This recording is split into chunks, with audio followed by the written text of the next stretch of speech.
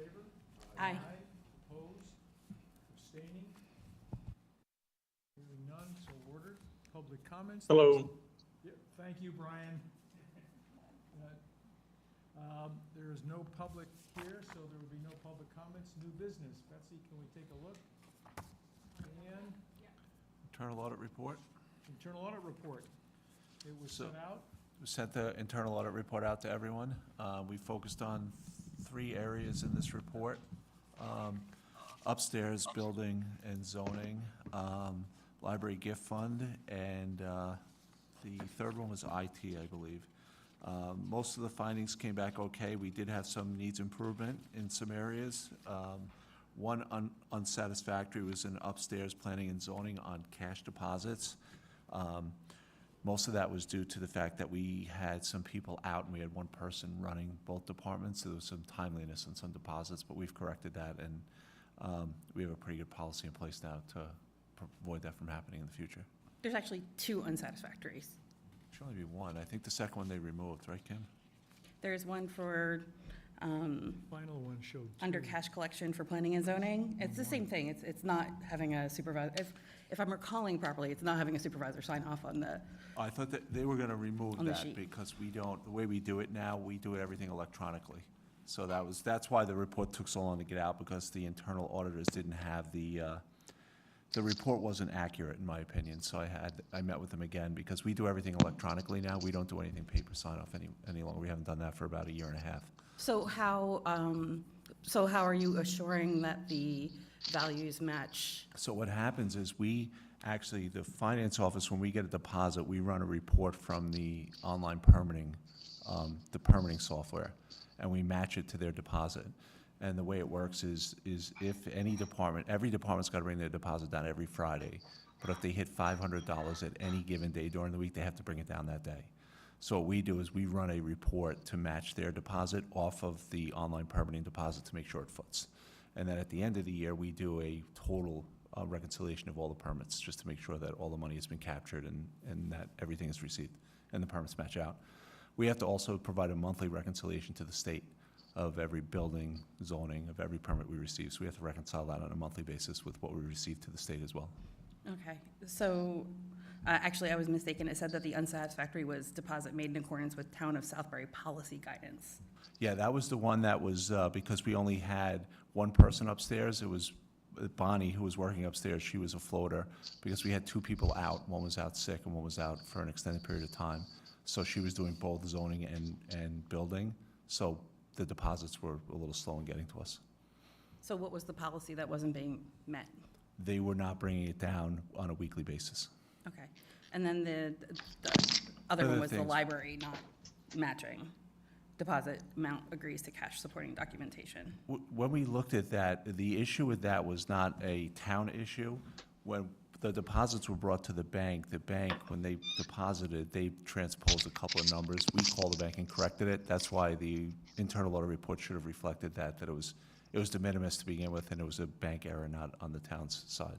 But I thought the problem was that the supervisor wasn't signing off that these values matched every week. No, we do everything electronically now, so the supervisor wouldn't be able to sign off on anything anyway. But So- shouldn't somebody be checking to make sure that the values are? Yeah, what happens is, Consistent? someone in my office gets the deposits, and then I confirm the deposits, and then we have a third person do the bank rec. So we actually have three people looking at every deposit that goes into the bank to make sure everything that's coming in, we're getting. Okay, so how long did it take to find that issue with the numbers being transposed? For us, it was probably less than a day, because we check the bank every day. Okay.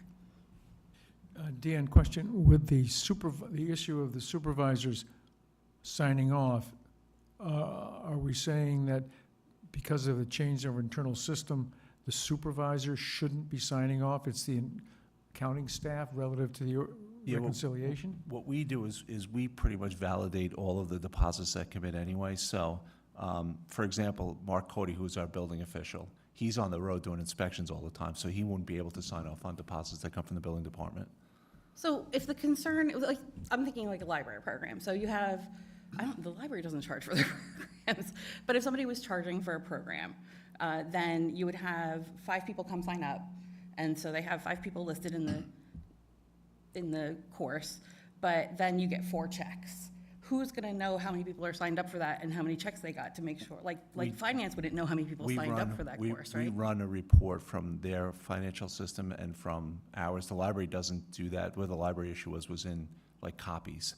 But let's say Park and Rec, for example. Park and Rec is on a software called RecTrack. Mm-hmm. So what we do is we run a RecTrack report every day to tie out to their deposits that they bring to us. So, and then we run all the programs, so how many people use the pool, we know that number. So when we get the money, we know it should match to the actual usage. Yes, Kathy? Speaking of Park and Rec, as the treasurer of the Democratic Town Committee, I sent them a check because we're renting out Valentine Park, and they told me that they weren't going to cash it until July. Yeah, that's an issue we've been having, finance has been having with Park and Rec. Okay. What happens is we tell Park and Rec, do not take checks for next fiscal year till after July 1st. And there's a reason being, because if we let's say you can't have the event, we would have deposited the check in fiscal year '24 and have to refund you in fiscal year '25. Yeah, I mean, that's happened in the past. So yeah, we ask Park and Rec to tell everyone that if they're depositing or taking a deposit for any event, take it after July. So Okay, that but they it- should do is not take the check until July 1st Okay, for next 'cause fiscal year. we sent them the check in February because we wanted to make sure we got the date we wanted. And then, after a couple of phone calls, I got the email saying that they weren't going to deposit it till July 1st. Yeah, they should have held off and even taking a check. They could have held your spot because, like I always say, the Southbury Democratic Town Committee is good for their funds. I don't think we have to worry about collecting the money from them. I don't know. So they should have held your spot, but not taken the check until July 1st. Because we had an issue, for the last few years, we've had an issue, let's say, with the Southbury Celebration. So the Southbury Celebration takes checks from all the vendors that participate. For the last 3 of the last 5 years, it's been rained out. So if we deposit those checks in '24, we have nowhere to take the credit in '25. So our auditors have told us you can no longer take payments for fiscal year '24 for events that happen in fiscal year '25. So that's why we tell everyone, don't take the check until the fiscal year starts. Okay, you might want to change the website as far as signing up for it. Yep. Because Yeah. I thought we got it for free.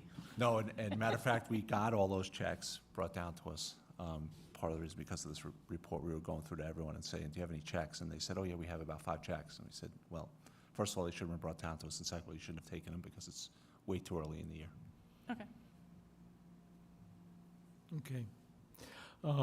Reality hits fiscal accounting rules, and it just, No, I was just, let's see, any other questions about the report? Tom?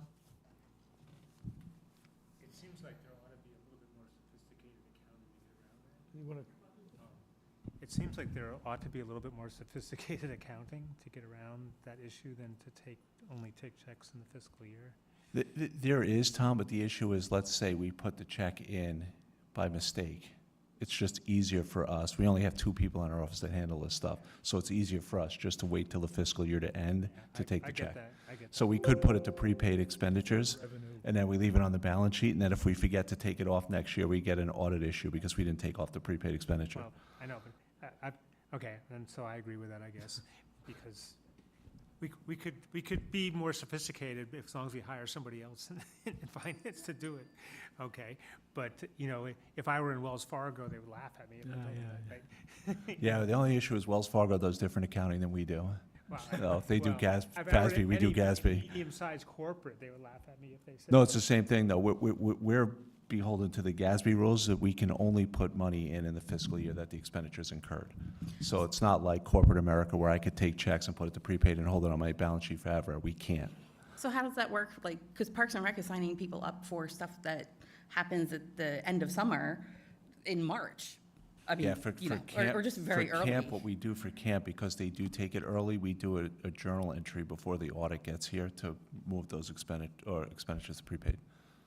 And then we have to remember to reverse them as the people incur the expenditure. So there's a way to do it that we're There's doing ways it to for Parks do and it. Rec It's just we for certain prefer- things. Yeah, we prefer not to do it for everyone, only because prior to me getting here, there was about $40,000 in prepaid expenditures on the balance sheet that never was removed. Because what happens when the checks came in, they were just depositing against the year's income. So we were double counting income on those expenditures.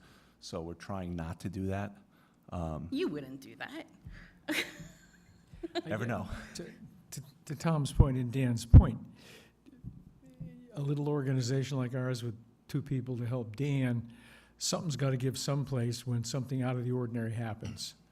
And I guess the auditors haven't taken great exception to it, so I keep just doing what wanted to we're mention doing. it because I remember that being an Yeah. issue with things not getting deposited, and I'm like, oh, how can this, so that's all, I'm just bringing it up. Yeah, I believe the check that you're talking about will be deposited on Monday or Tuesday of next week.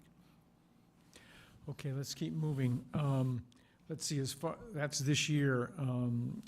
There's going to be a meeting between your internal audit committee, John Riley and myself are going to meet with Dan and the auditor in September. We're going to go over two things, next year's audit, and more specifically, the 5-year plan. It's been quite some time since we looked at the total risk profile of the town, all departments, all areas.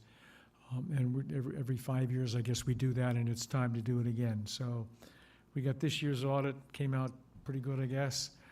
No serious problems, which is what we're trying to avoid. How long is Yes, it gonna Kim. take to get the website updated? The website updated for, That was something that was in the report. There was a risk associated with the website. Which one was that for, Kim? I'm sorry. That was in, I believe, the summary section. yeah, there was something about updating the website.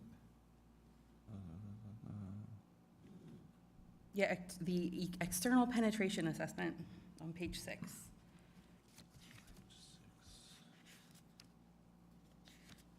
Yeah, that they found a vulnerability contains reflected cross-site vulnerability, which was considered high risk. So that would be finding sorry, and I didn't- recommendation I number didn't- 2. I didn't actually see that one, so I'll talk to our IT director to see when that's going to be updated. Okay. But I know we are at about the highest level of first cybersecurity that we can get for a town of our size. Sure. I just want to I just was just wondering how long it would take to address Yep. what they had found. Yeah, sorry, I'll talk to our IT director and Okay. get that date. Okay, Chair will entertain a motion to accept the internal audit report. Is there such a motion? Thank you, Motion. Kim. Thank you, Mr. Riley. All those in favor? Aye. Opposed? Abstaining? So ordered. Next new business item.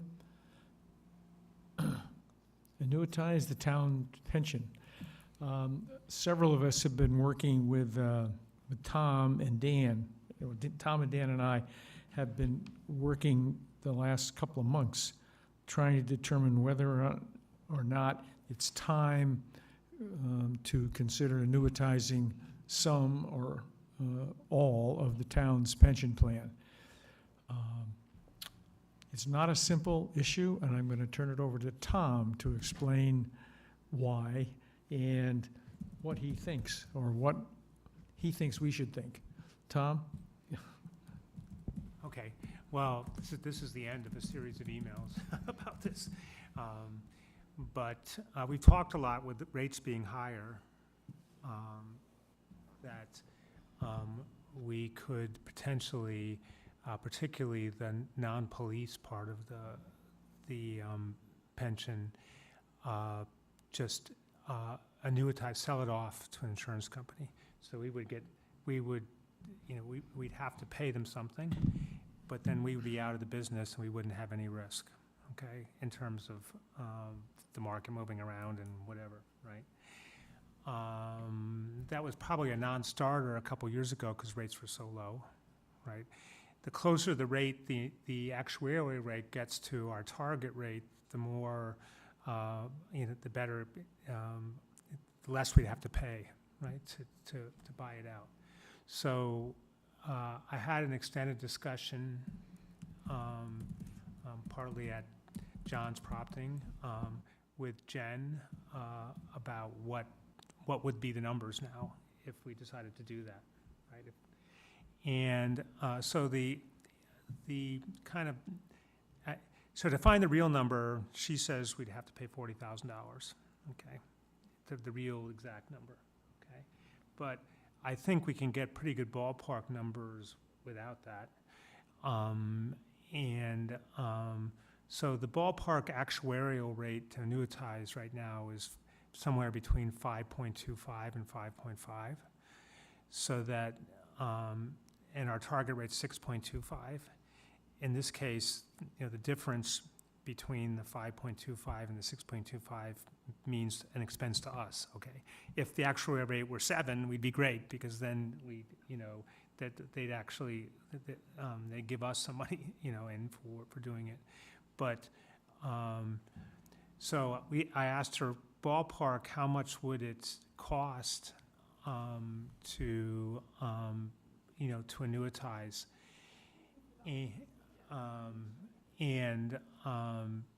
So ballpark, I think it would cost us to annuitize everything, and there's a kind of open question about whether they would annuitize the police pension because it's an active pension. Like, I'm not sure they would annuitize it, anybody would bid on it, because they don't, there's too much unknowns there, right? About what the future payouts are gonna be. But assuming that they would annuitize everything, the cost came to roughly $4.5 million. Okay, because we of the $4.5 million, we owe maybe $3 million to get fully funded. Okay, so there's two parts of it. One is the fully funded part. The other is the difference between 5.25 and 6.25. But the fully funded part would be about $3 million. The difference, the 100 basis points difference between 5.25 and 6.25 would cost us maybe another $1.5 million. So if somebody would do it all, including the police, the guesstimate would be about $4.5 million.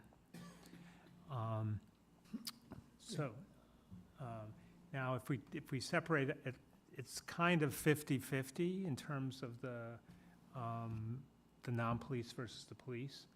So if we just took and separated, took the police and put it, and still managed it, and did the non-police part, then probably be roughly half of that. I mean, that's the approximate number. Another way of looking at it, is if we bonded at $4.5 million, let's say, at 3.5%, I don't know, what's our gut bonding rate, 3.5, 3.75, something like that. And let's suppose we just treat it like a 10-year mortgage, right, to pay off. Then it would probably cost us, we would get a sure cost of maybe $450,000 to $500,000, I get guesstimated a year. So we have a sure cost to the pension of $450,000-ish, right? Where, the way we're running it now, so we paid $1 million last year into the pension, right? But that all depends on, again, what the market does. Part of the reason why we paid $1 million in was 2022 was a bad year, right?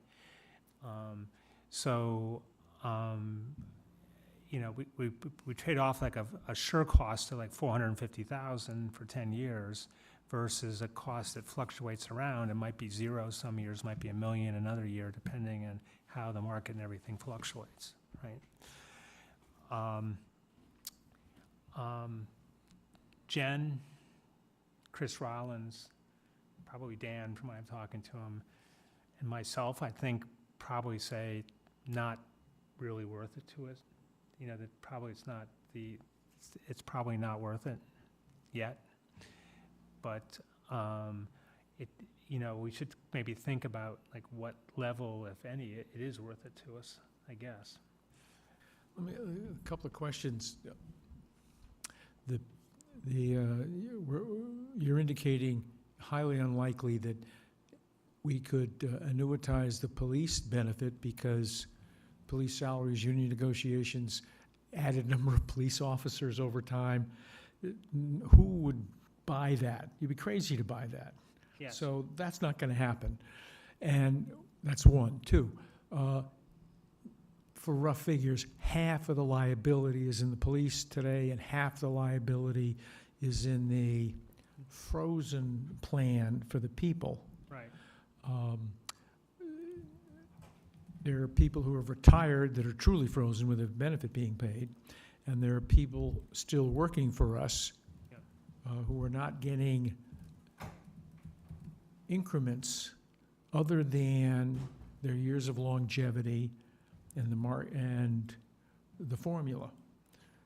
And actuarially, they could determine when those people are going to retire, when they're going to die, and go through evaluation.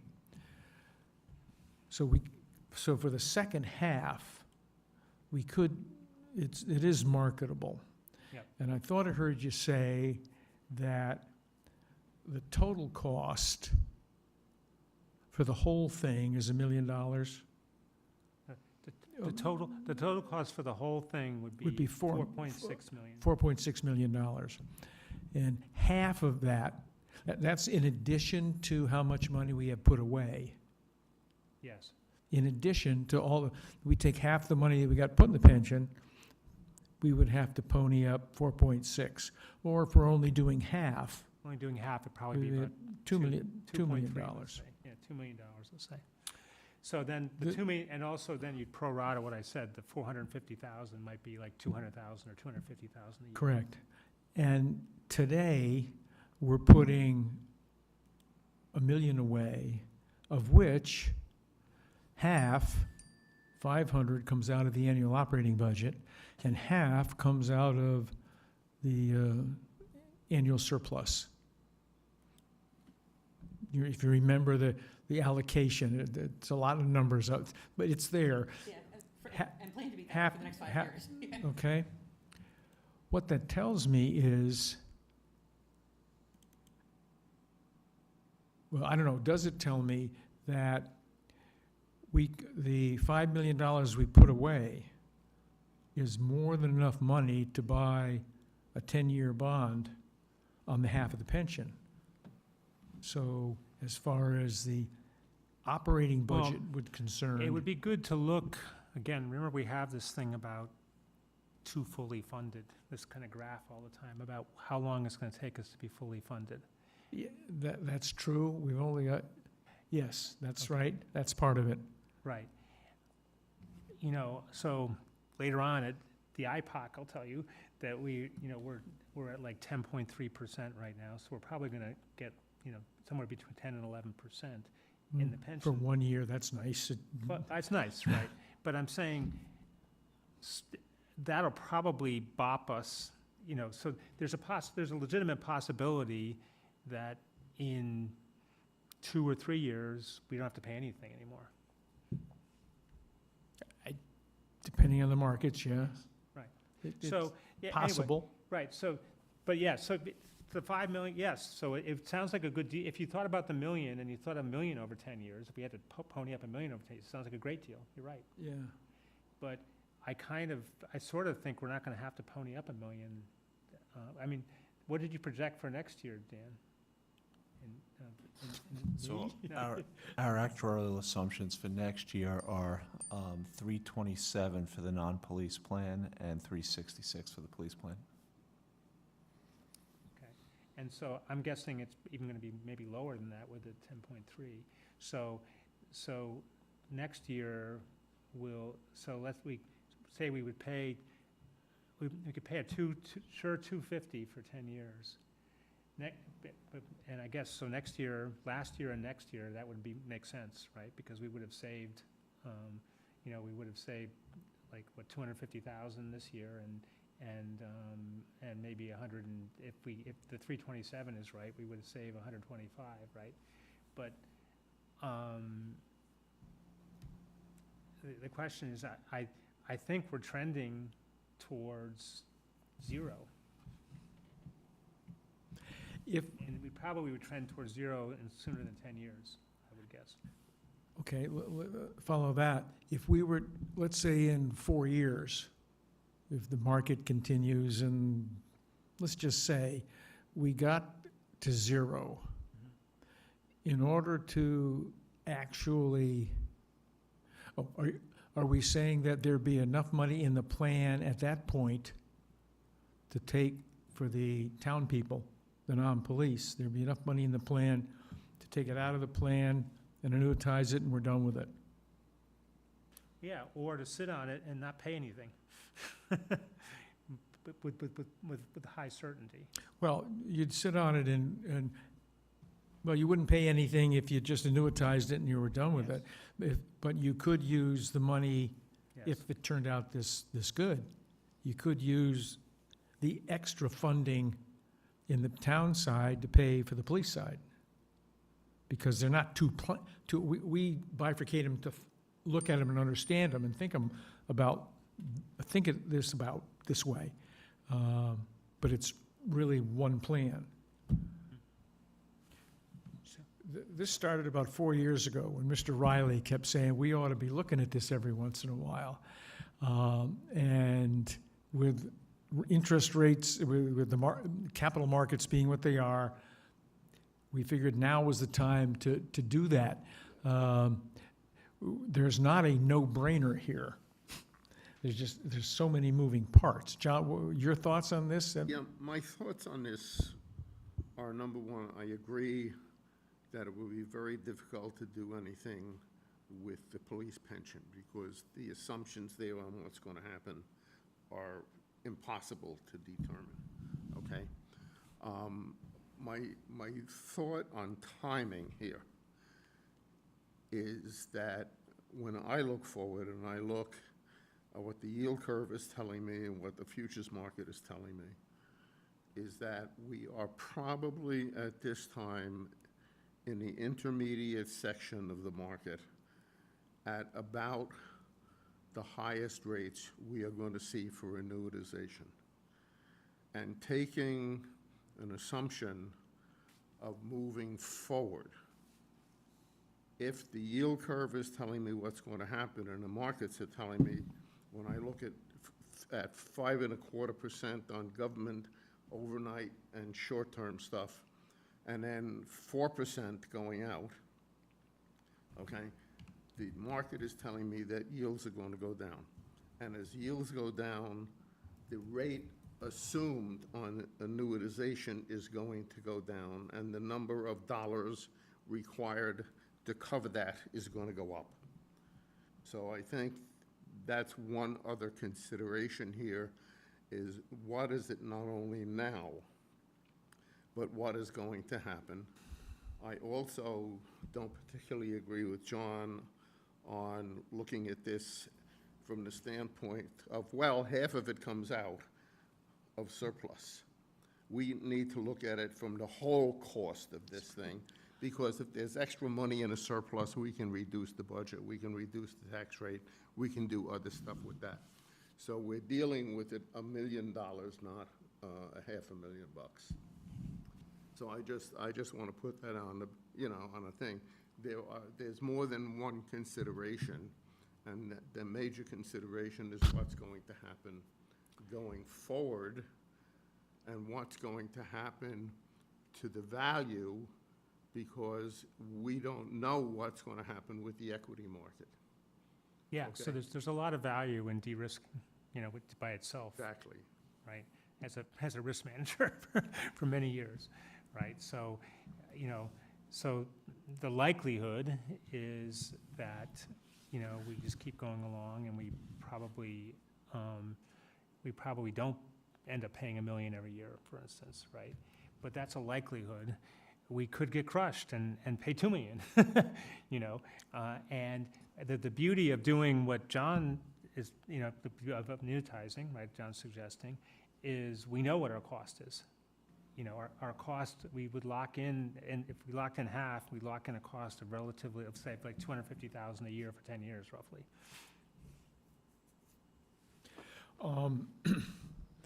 Well,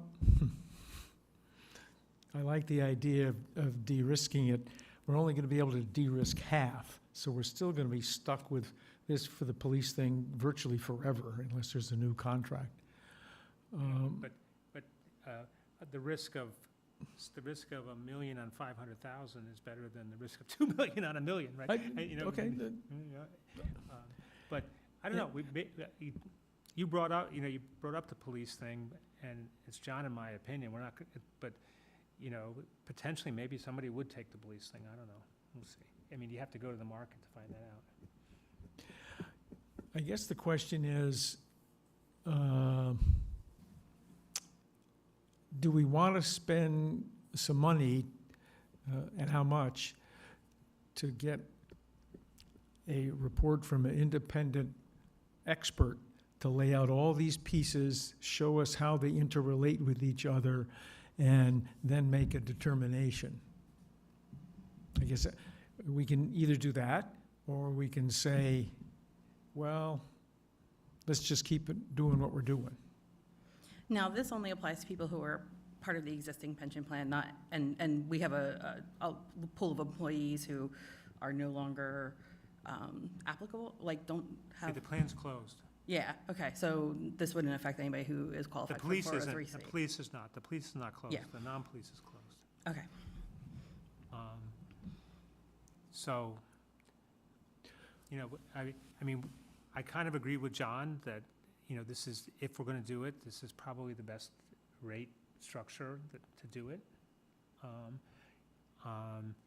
And so it's a pretty straightforward call, I think. Are you happy to pay 250,000 for sure for like 10 years versus some sort of profile, and that's why I wanted to look at Jen's thing about when we get fully funded, like some sort of profile that's probably, it went from $1 million to 300, how much did you say, Dan? 327 is next year's actuarial assumption. And then 2032, the actuarial assumption, according to Jen, is 181. How Right. much? 181. So it's kind of, so if, from an actuarial perspective, and if everything kind of plays the usual way, it probably goes to close to zero in 5 years, right? Yeah.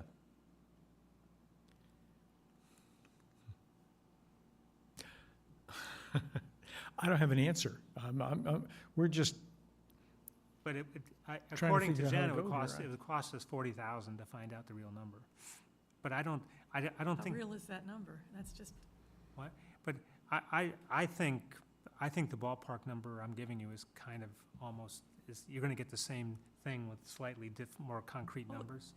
But we could find out whether they'll do the police, we could find out whether they'll do the police pension. That's the only thing I think you're gonna find out for the 40,000. The rest of the numbers are gonna be kind of the same, I think. yeah, but isn't so we'd spend $40,000 to get just a better guess? It's Yes. not like they guarantee that number. No, yeah, I mean, they'll give a bid. Just saying. yes, $40,000 No, get you, 40,000 will give them, they give us a bid, oh, that would give you a bid yeah. Okay, Yeah, here it That's is right sweet. here. for Feels. both. Here's the fee right here. This is what, Well, if they would bid on, we won't, 40,000 would help us find out whether they bid on the police or yeah. not. I can't imagine I'm not in that business, so I shouldn't say that. I'm going to assume that the police is really not biddable, because the cost would be so high, because they've got to cover, how many police officers are we going to add? I mean, the There's no way to police know. department is up It in just the air at the moment. I Couldn't wouldn't happen. think we So could do anything if with we it. were to ask them to do this for the non-police part, which is the frozen, Let me ask her if, there's a lot of little bureaucratic stuff we gotta do to do that, right? Because we gotta separate them two officially and do some, I mean, she mumbled about a lot of bureaucratic stuff. But let me ask her if they did non-police, could we get a bid at a lower level? Like, if we pay 20,000, will they give us the real numbers and get a bid? for the non-police portion. Yeah, Let's find out. that makes sense. 40,000 just seems like an awful lot of money. I know. 20,000, it's half. It just seems less to get an answer to this question, to take this one-time opportunity to fix this thing, fix it, de-risk it. Hmm. So why don't we, let's see if we can get a number to Let me ask her that. do the non-police. Yeah, let me ask her that and see what happens. And then I know Dan is not particularly excited about us figuring out a way to come up with the shortfall of $1 million. And certainly, we could afford it with the money in the current budget, a portion of the money in the current budget. We certainly could, but it's nice being debt-free, but we're really not debt-free between the school and all this stuff. It's nice for bragging rights, like I say, but Yeah, I just always have reservations about even doing any kind of debt service for a pension plan. Even the way we're doing about it, I just have reservations doing that. And the way I look at it is we're a taxing authority, so how much risk do we really have? I don't really, I mean, maybe I'm thinking of it wrong, but I don't really think of it as a, like, the annuity wouldn't be a pension plan, it's more like an insurance plan, right? say that again? The We'd be annuity s- would be more like an insurance plan as opposed to a But pension we would be plan. taking the pension plans off our books is what Yeah. we'd be doing. It'd be Yeah. done. Right, we and- wouldn't be controlling it at all. Strategically, there's a reason why we don't fund the pensions at 100%. There's, when we negotiate with our labor unions, there's a reason why we don't fund it 100%.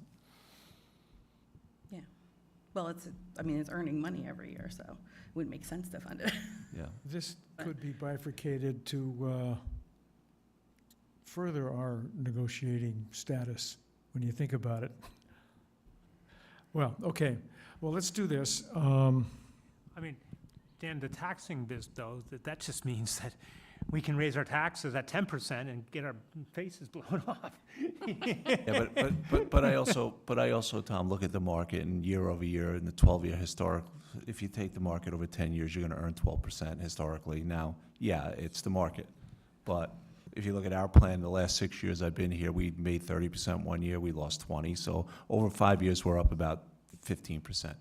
So, I don't know. I mean, that's why we just- invest long-term, right? Like, that's the Yeah. whole point. And we smooth out the gains and losses, so it's smoothed out over 5 years. So there's really not a big risk of taking a big dump one year and taking a big hit the next year.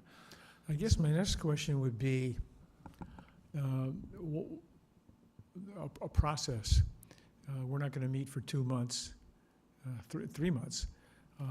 Let's say we come back with a $20,000 thing. In order to make that happen, we would have to, I think we'd have to, we don't have that money in the budget. No. We got money in, you know, contingency, and we've got plenty of money to do it, but there's no authority to do it. We'd have to go to the Board of Selectmen with a recommendation. We want to spend this money to do this, and here's why. I Or wait suspe- until next year, right? I sus- Wait until the next budget. I suspect they would agree with us. Do we need, John? do we need to be, Wait, yes, wait. Brian, thought? Yeah, I just have to say, and I think it's already been mentioned by a couple of folks, it makes me itch a little bit to pay other people for risk. Because I think that we as in some really good folks on this committee, but also especially in the town, we manage this stuff pretty well, and that's what we're supposed to be doing. It makes me a little bit reluctant to give somebody else money to do a job. Quite honestly, we've been doing pretty well all along. We being collectively the folks that have been tasked to do this. So, you know, we can, $20,000 may not seem like a lot in the pot, but I think that, you know, realistically, from my opinion, it's just money that we really wouldn't have to spend. We just trusted our own abilities to manage this, and if it goes sour, you know, it goes sour. But I don't think anybody's thinking that's really going to happen. Are you arguing that we should offer it, get a price from an insurance company to do it, and they should do it for free because we're going to do it? No, I No. think he's arguing, No, the insurance company won't do it for free, and so we're paying a premium in there somewhere, okay? You know, Exactly. we'll never know exactly what it is, but we're paying a premium in there somewhere. So his argument is we save money, we're inherently saving money by managing the risk if we feel competent to do it. Do it ourselves? Yes. We've been rather successful at it with, so you don't, Brian, you're arguing that we should not, quote, de-risk the portfolio to the taxpayers. We've had I a think- modicum of success in the last 10, 20 years in managing this risk to the benefit of the taxpayers, and we shouldn't try to lay it off. Yeah, that's Okay. exactly my point. Okay. We're, Okay. we'd be paying for something we for a safeguard that we may as a group be tasked to manage anyway. Anyway, thank you. Okay, well, let's do this. I was going to encourage us to come up with a process that could move this thing forward, but we're not sure where we want to go yet. Let's find out what it would cost to look at the half, and let's continue to think about it. Let's continue to think. I'm not convinced one way or the other what to do. There was no simple answer. An awful lot of things. So let's find out, and then we'll talk about it again in September. Is someone got another? Is the the only market going to be gone by the time, if we wait a couple of months, John? The one thing that we should also consider here is the time value of money. Because if we have to make it up, we're paying it with depreciated dollars, okay, over a period of time. If we fund it now, we're paying with the dollar at today's thing. I also believe that what Dan says, we need to consider the input from those people who do the negotiations on the salaries and things like this. I have no objection to spending $20,000. I think we can afford that to get some better information, okay? But yeah, we should at least take a look at it from that standpoint, okay? We are not going to deal with it, in my mind,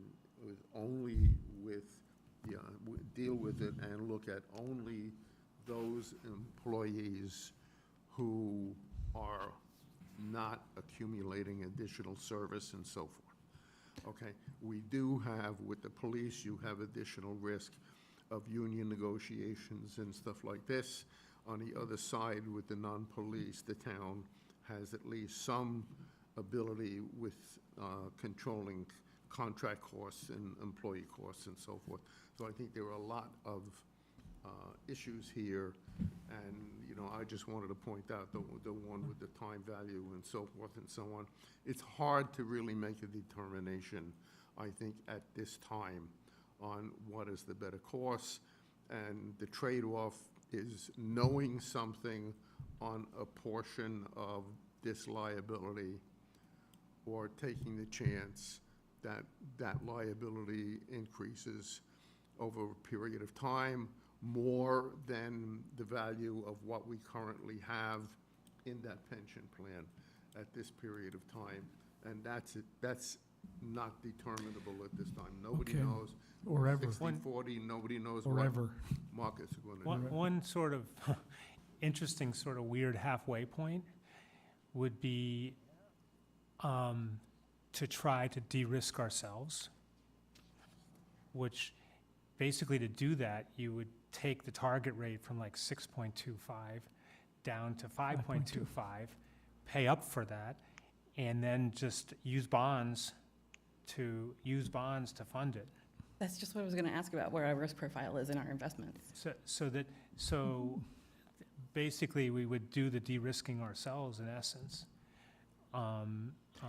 But we'd have to pay the difference between, roughly the difference between 6.25 and something, maybe 5.25 or 5.5, to get to a point where, say, Chris would be comfortable saying, okay, at this level, I feel comfortable trying to de-risk just with bonds or something, right? Oh, in the de-risk it within portfolio. Yeah.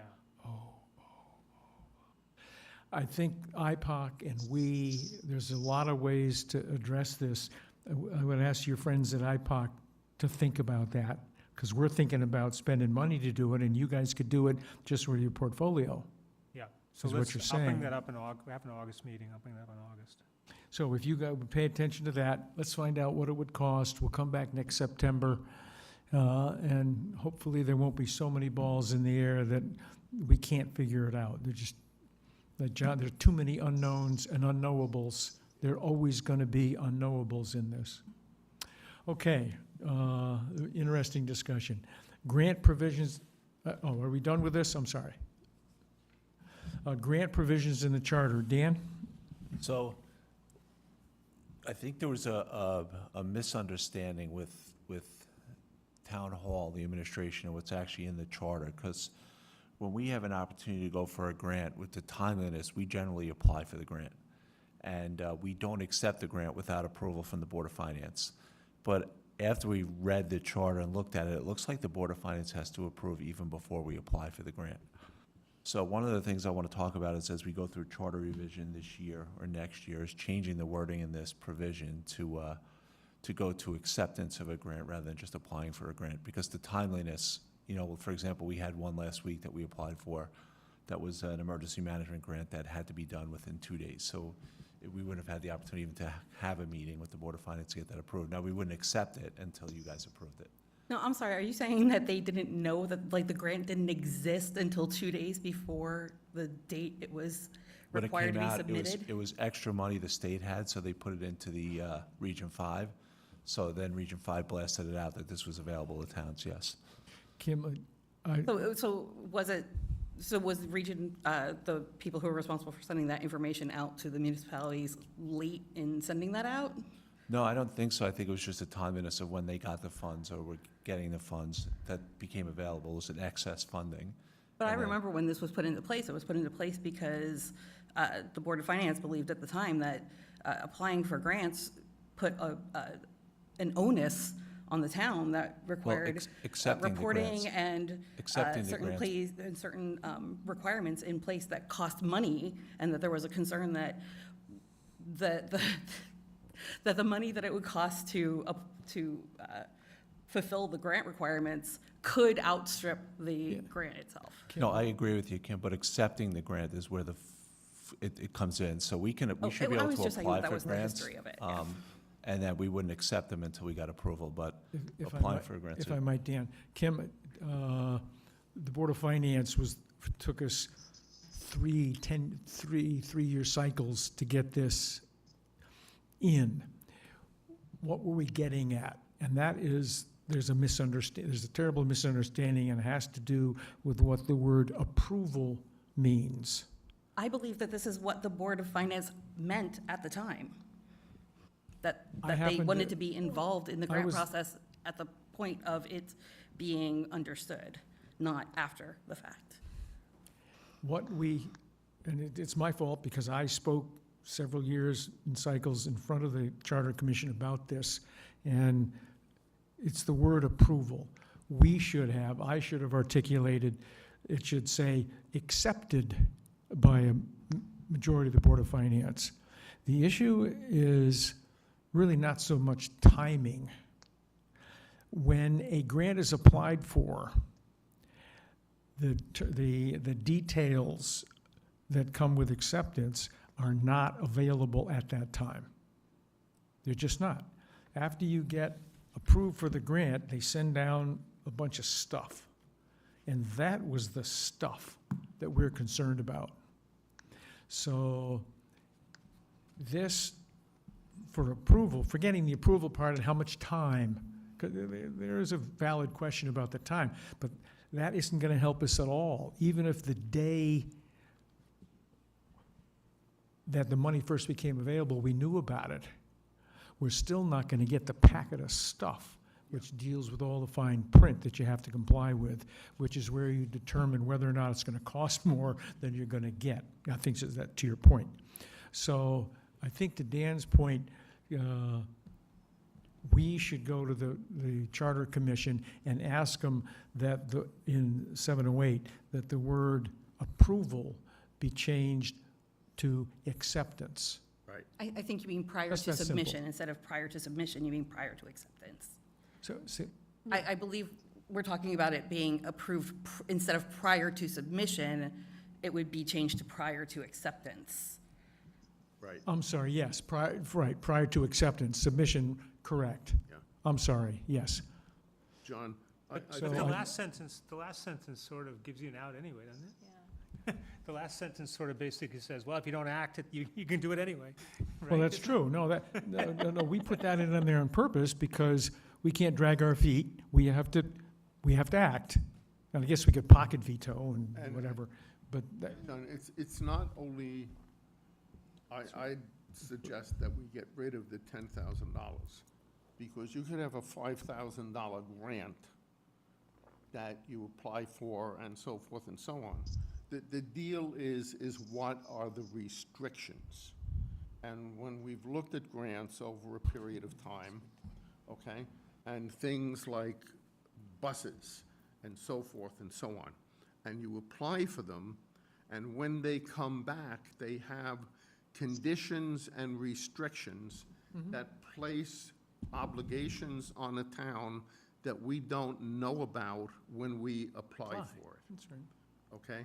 And the issue to me, and, you know, I've reworded some of this stuff, but the issue to me is what we should be doing is we should be looking for Board of Finance and Board of Selectmen approval before we accept a grant.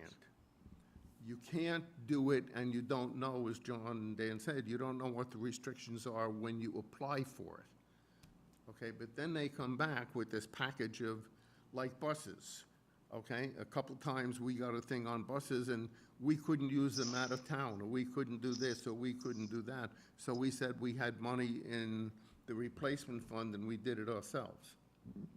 To me, the appropriate way to do it is to basically change this and say simply, no grants are to be accepted, okay? John, I think that's what we're arguing for. I thought you brought up the point of should it be $10,000? It should be everything. I think we ought to ask Dan, not tonight, to think about that. I think that, I'm going to ask for a resolution tonight that we request that the word submission be changed to acceptance. Yeah. And we formally make that a request to the Charter Commission once they get going. Should And that we I know ask, we have to change the last sentence as well. if the Board of Selectmen fails, There should be, I would assume there's some sort of date related to once you've been accepted, or once you've been approved for the grant, that you have to respond within some amount of time. I actually think we could take that line out altogether. I think you can take it out. By this We've never had submission, it. because we're not talking about a submission date anymore. And- Well, I mean, we have had Board of Finance meetings that have gotten canceled or haven't been planned. Now, of course, we can always have a special meeting if there is some sort of deadline that needs to be put into place. If there is some sort of deadline for saying that we're taking the money prior to it being done. I think to Dan's point and yours, you're right. By the grant acceptance date, or you have every grant, you've got time, it must be accepted by a certain date officially, is that not correct? It does, yes. It does. So whatever the word of art is for that acceptance date, whatever that date is what the second submission should be changed to. I think that's your point, yes. So we will ask Betsy to finally articulate that with Dan as to what we want in the motion. I think you know what it is. We're going to have to work out with Dan what the right words are for the second submission, because I don't know at this Yeah. point. But to that point, if it's going to be considered approved anyways, whether we get our act together before then why have that line at all? No, it's not approved this- until we approve it. If the board fails to take action by whatever we're going to call that date, the item shall be considered approved. So then why have that at all, that whole line? Well, I guess the default, I guess the default, you know, it's just like opt in or opt out for a pension or something, right? The default action is if we don't get our act together, then it goes, right? But at the same time, it's. You want the ability to Then- get rid of it if you don't want it? Yeah. Yes, Okay, all right. yes, Yeah. that's the Okay, concept. All right, that's, But we do need to act if we want to veto accepting it. And if we don't act, it's on us, all right? That's okay. right. If we don't act, it's our fault for not acting, and it gets accepted with all its bad juju. It Okay, probably could be worded better. so why don't we accept that as a sense of the board? A motion to approve that that those changes be made, subject to Dan's determination of two things. One, what the correct wording is for the drop dead date for acceptance. And could he come back to us with his thoughts about the $10,000? Maybe it should be nothing, maybe it should be 25, I don't know. but Dan's got to think about all the grants that are out there that we might get, have gotten, and think about it. Is there a grant application policy that we should be aware of as we're considering this? Or No is policy this the related to policy? grants? Not that I know of, No, there's not. Okay. other than, well, no. Okay. Would entertain a motion to have Dan come back with rewording for the appropriate acceptance and submissions in the first and second sentence, and his considered opinion on the dollar value. We'll have that in September, Dan, you think? Yep. Thank you. Motion for that? Oop, everyone's yes. We're on time. Kathy and Tom. All those in favor? Aye. Aye, approved, abstaining, Opposed, proposed, yes, thank you. opposed, Say that, Brian, you're opposed? No, I said, Jack. Oh, it's Jack. Are you opposed, or did I, I'm opposed to what? to the motion. Any particular reason? I think the whole conversation has been focused on the wrong part of the wording in this grant, in this paragraph.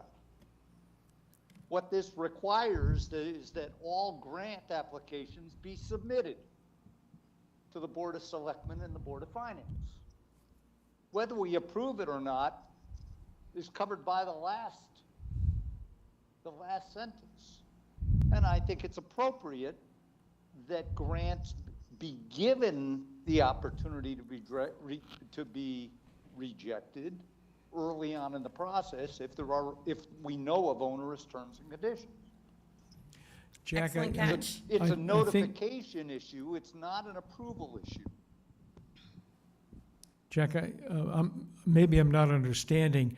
A key factual point in this debate is that the Board of Finance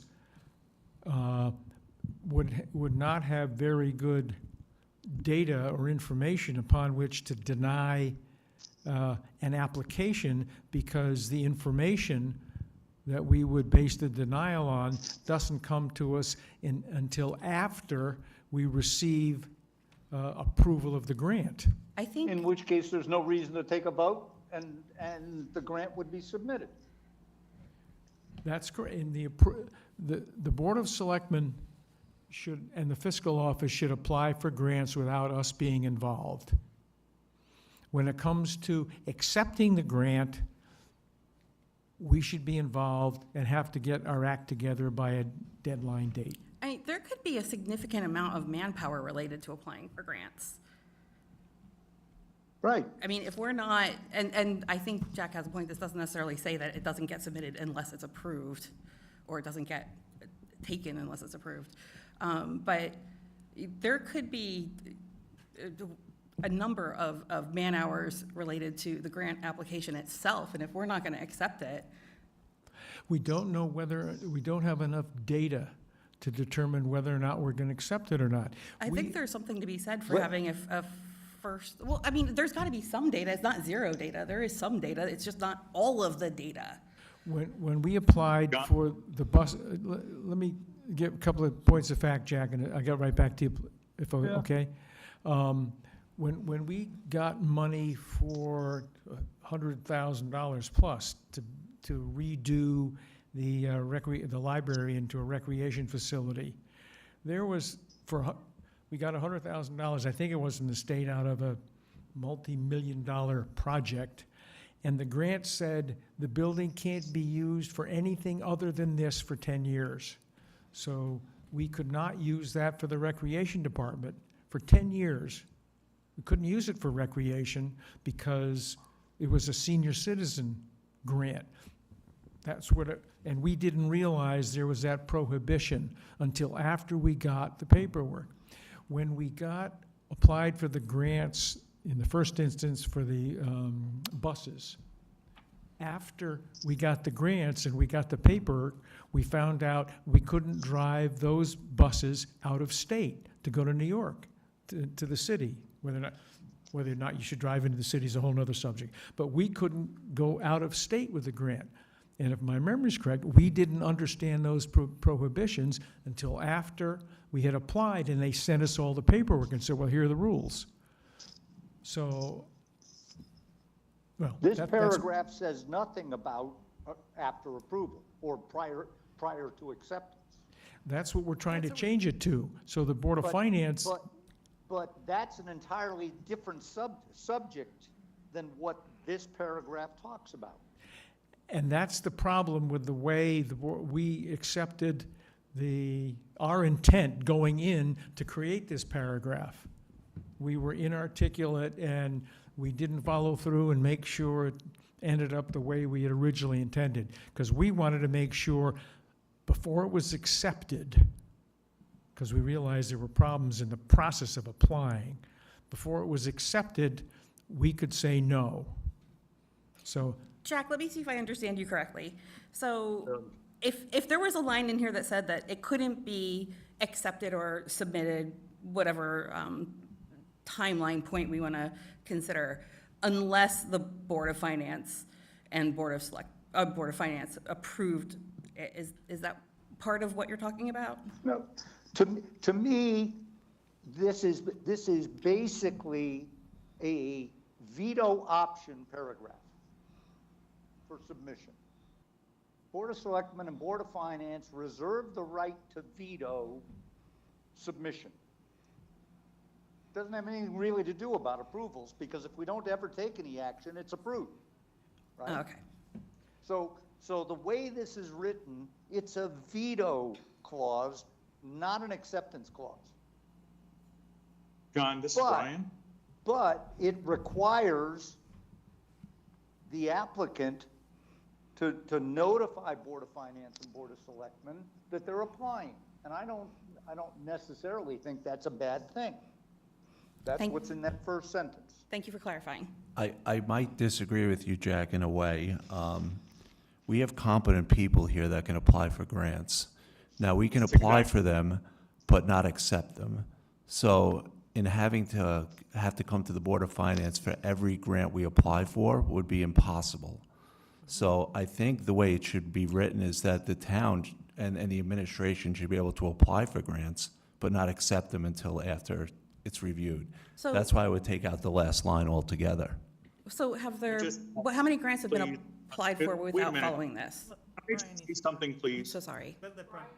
Yes. Brian, I yes? agree. Yes. The thing is, what was just shared a minute ago is 100% correct. There are people that are hired that it is their job to do this work, and we need to trust them, do it in a professional manner. We don't need to second guess everything or view every decision that they have to make. If it's not incurring any major expenses, I think that it is our responsibility to support the administration and to treat them as professionals. So, quite honestly, this is really kind of insulting to the people that are working there, I would imagine. John? Mr. Riley? With Brian on this, and I just want to go back to when this got in the charter. And I will repeat the reason it got in there. The reason it got in there is what John said, that certain grants had been applied for, and we got an acceptance. After we got the acceptance, and we did all of the work, then we had to decline it because there were things in the conditions that we didn't understand. Okay?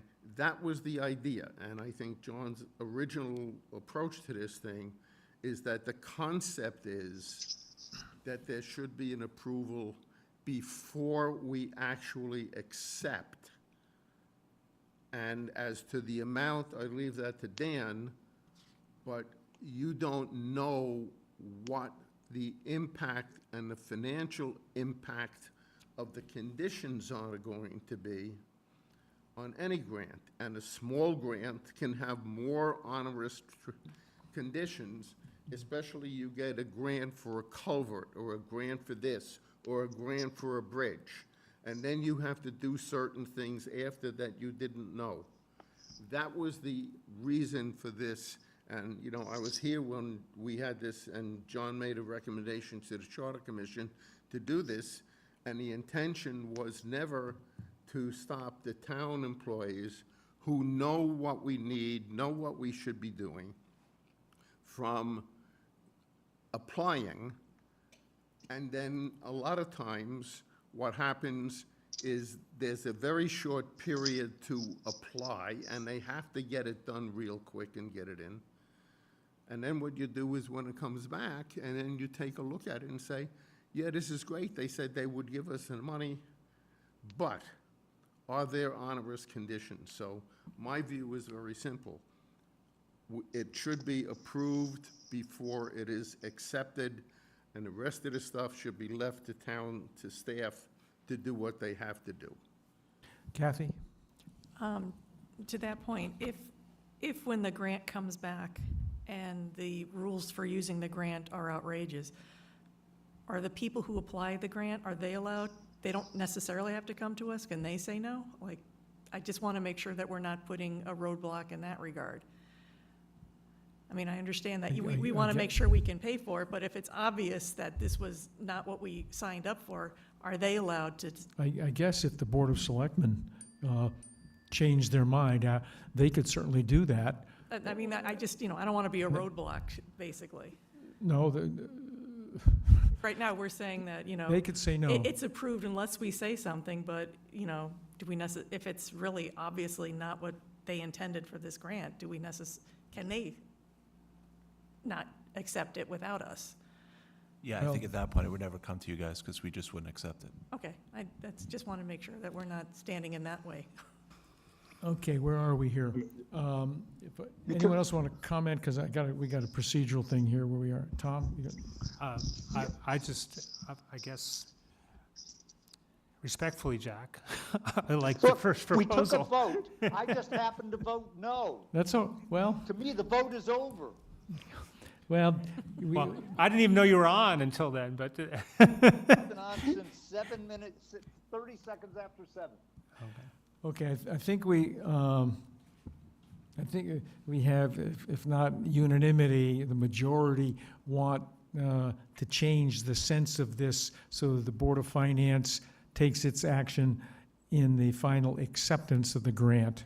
and I guess, Dan, you're going to bring the final wording back to us? I will. Yes, and Dan will do that. That was the motion. And to Jack's point, we have voted on it, and unless there's a motion to reconsider, which I'm not going to encourage, but anyway, if you can do it if you want, we will move on.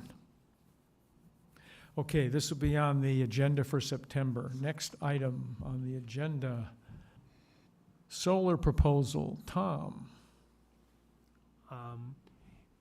Okay, well, just on. After our last is it- meeting, is we this- got turned down, was it? Or, Well, okay, let's do that, but while we're on the grant, is there something about the grant, the other grant in here? The grant that, that we want to apply for? So I that's was the going to solar- add that in my report, Tom, and then we could discuss it. Okay, good, okay, so that's different, okay. The solar thing, we lost in the auction, we didn't get in the auction. So, so there's a couple different options we considered at the Energy Task Force and with Jeff and Blake.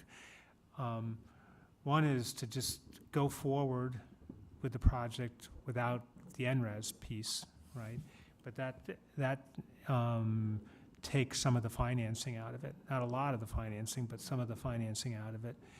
The second is wait until August and just go to the next auction again in August and see if we win and go forward. The thing that came up, though, in our meetings with Blake about it, that wasn't so clear before, is apparently in working with the police on that whole area, there's a couple of buried tanks there that need to be ultimately sort of dealt with, but they're not planned to be dealt with right now prior to the solar.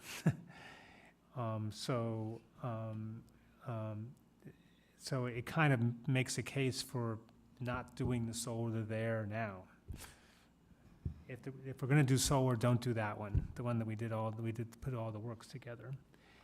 So, Is there another place to do the well, solar? that's what we discussed a lot, both with Blake and Jeff and Dan. And I think everybody's coming around to the idea that we should explore doing our initial project up at the transfer station. And we also think we can do it incrementally there. So, I mean, the reason I think we didn't propose the transfer station is the first time was a kind of full, it would get more power, but it'd be like 1.5 million, right? It would be 3 times the, if we did a full kind of transfer station grid. But what we explore now, though, I think, is we could do the transfer station incrementally over time, and so that we could do something in the same ballpark as what we allocated at the transfer station, actually probably get better in return on the electric wattage, right? And then, you know, if we want it, we could expand it over time at the transfer station if we wanted to pony up more money, okay? So that's the thought of what we're, and of putting together a proposal. I guess the problem for us all the time right now is we don't meet again. And we'd like to get the proposal back into the NRES process by August. So I guess the question is, if we came up with a proposal that was in the same, a proposal that, again, maybe the Board of Selectmen approves, that's in the same ballpark money that we have talked about for the car park involving the transfer station, would we be kind of willing to pre-approve it enough to send it to the August NRES auction? I think I think that the sense of the Board of Finance and what it has voted for is that we were willing to invest net $350,000 in a project that had at worst, 10-year rate of return for solar energy. I think that's what we have all unanimously agreed to. I think if you're asking, So we think this if this fits within those fits within parameters, those parameters. up to 350 and no worse than 10 years, I think that's something that we have agreed to. So you're saying the only thing that would change is the location of the panels, everything else would be the Yes. same parameters? Where it is and whether it's 7 There'd years no longer or be, but there'd 200. no longer be a car park involved, That- okay? You know, That's not our thing to Potatoes, say. potatoes. So I would, if you're asking for the Board of Finance to pre-endorse a project, a solar energy project, that would require an investment of not more than $350,000 and with a payback of not more than 10 years, 9.95, whatever that number was, I think that is almost the same motion we made before. And if that's the motion you want, you can make it, and I would certainly Yeah. debate it. Yes, Is- well, essentially, that's the motion, and again, the motion is only, we always have the right of refusal, right? The motion is to just take it to the NRED. Remember, these auctions only happen, you know, twice a year. To get it together, get in front of the Board of Selectmen, and get them comfortable enough that we would take it to the NRES auction in August. And again, we either win, in which case, if we win, then we can say no, if we really don't like it. If something comes up that we really don't like by then we can say no, or we go forward with it.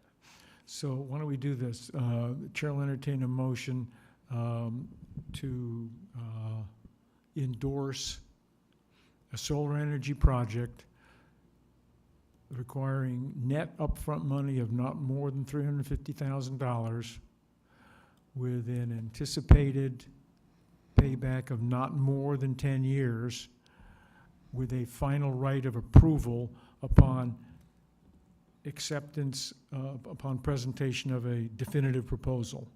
That's what you're looking for? Yes. We have that motion from Tom. Is there a second? We have a second. I think that, can we, just a comment is, yeah, I think if you've been talking with Blake and Public Works about the entire situation, I think that would be the only thing that would kind of come up in my mind is whether or not Public Works feels like it's not going to interfere with anything that they might need in the future over the next 15 years or however long we plan on having it there. Well, I think he's been all on board. The one who's been kind of nudgy about it has been Jeff. The reason why Jeff's been a little nudgy is he has a grand plan up there, and he, doesn't quite know how it'll fit into the grand plan, but I don't know when the grand plan's gonna happen, and so The grand plan is? so that I think the thing is, we've got, Dan, you tell me if you've heard anything different now. We've got Jeff to the point where he's happy to go forward doing this on the part of Something. on the part of the transfer station, and then adapt the grand plan accordingly. I think it's the municipal complex that he Okay. wants to build. Oh, okay. So we have a motion made and seconded on the floor. Any further discussion or questions? I have a question, John. Yes, Jack? Jack. I had a conversation with Jim Templeton earlier this month, at which he suggested that you guys had learned something about the approval process, that it's somehow weighted by the size of the project. Yes. And our project was too small to Well, the percentage, get a high enough weighting to be approved. well, I don't think that's the thing. I think there's different categories, and our odds are maybe better when we're bigger. Okay. I How think, much bigger do you need to be? yeah, well, that's a and good, And how much better are the odds? well, yeah, I mean, that's a legitimate question, so that if we did something more than the incremental up there, we could jump up into more of the middle category, and maybe have higher odds, but that would be more money. And I guess I don't feel comfortable coming to this group ahead of time and saying, well, About $1 million. we want more money, but we don't know exactly why, we don't have the details exactly for you yet, right? What are the odds in the lower category? Well, the odds in the small category, which are in, are like about 25%. That's what we, but it changes every time depending on who's in and who's out, but that's what they gave us. When we looked at what happened, it's about 25% on the small category. In the middle category, you have, I think, closer to, maybe 40 or 50%. It's $1 million. What's the minimum to get you into the middle category? $1 million? I don't know. We probably, we looked at this and it's Or probably, yeah, it's $5 probably million? like 750 to $1 million. A couple of $1 million. Not a couple million, maybe. If we Okay, well- doubled, suppose we doubled what we said, we could probably get into the middle category at the. Gross or net? Is the award larger as a percentage of the overall expenditure in the different categories? Is the what? Award larger? Is the grant large? Do you get 50% a larger what he said. percent of the? No, we get a percentage of it. Percentage is The large. percent, Percentage. it's a certain percent. That's what you meant by 50%. Gotcha. Okay. Right, but also be aware that the biggest portion of our financing for this thing is coming from, not from the NRES piece, but from Tax the Tax credits. Well, no, what the what is the IRA, the federal thing. So, Okay. so there's, Bundle of financing other than town contribution. yes. But you need to get all those things to get below 10, to get under 10 years. Yes, especially with the carport. And the other contributions wouldn't increase with our increased investment, right? With our Right. increased plan size. I think Would the Ja- tax credits increase and all the other stuff increase proportionally? Well, yes, it's a kind of percentage. It would be a percentage kind of thing. I think Jack's question goes to, are we just spinning our wheels here because, Well, we could sit out, we could go into the August auction with the carport and be a little bit disingenuous, because basically I think from Blake's discussion, we don't really want to do the carport now. well, then let's not. If Public Works doesn't want to do it, let's What's- not. What's the wait time for that? Like, when is that plan to be addressed? I don't know. Again, okay. it came out of the woodwork in part because of this, because the police have a lot of other kind of things going on. And so in Blake's discussion with the police, they have, their vision and blah, blah, blah, blah. So, that's why it's probably not it's not the right thing to do now there. Okay, Tom, my suggestion would be to approve the motion as stated, but to encourage the group to develop the bigger plan if we're serious about this, because it's still 4-to-1 odds against getting approved in August.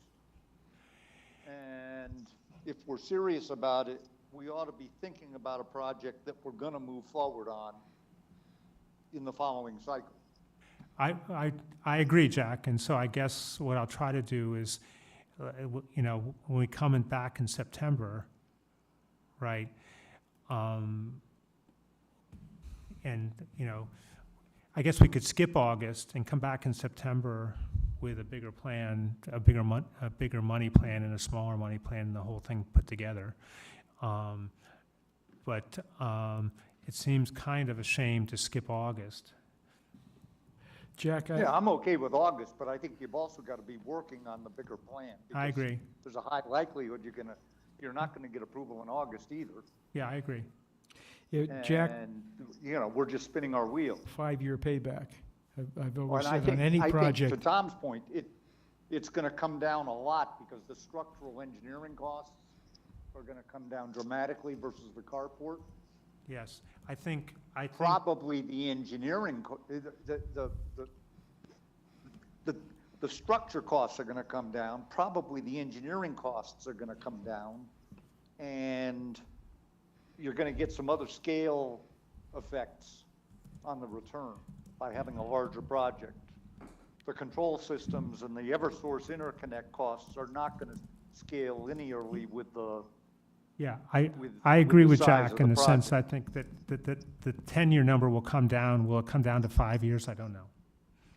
Yeah, I don't think the world is putting these panels in with 10-year payback expectations. We got to find the sweet spot that gets us the 5 years. it would be wonderful if you could find a package that got you to 5.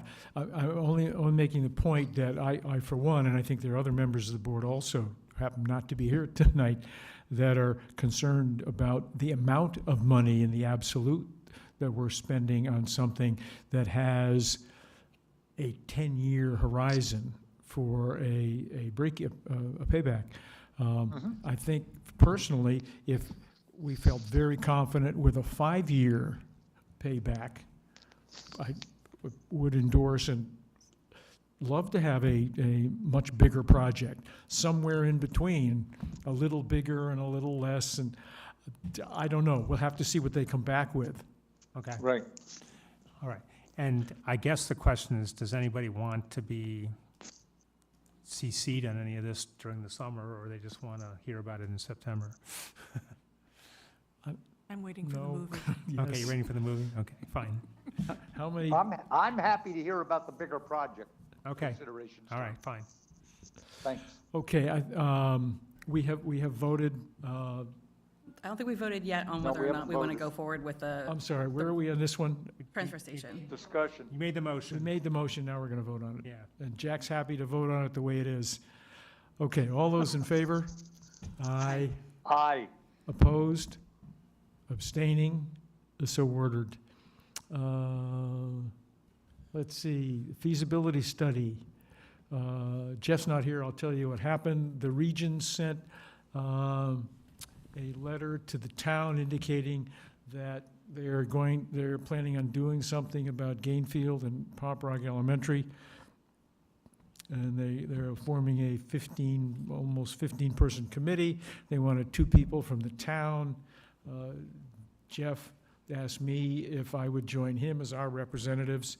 The chairman of the Board of Finance and the first selectman in Middlebury are their representatives. We figured we needed to be appropriately represented. They're looking at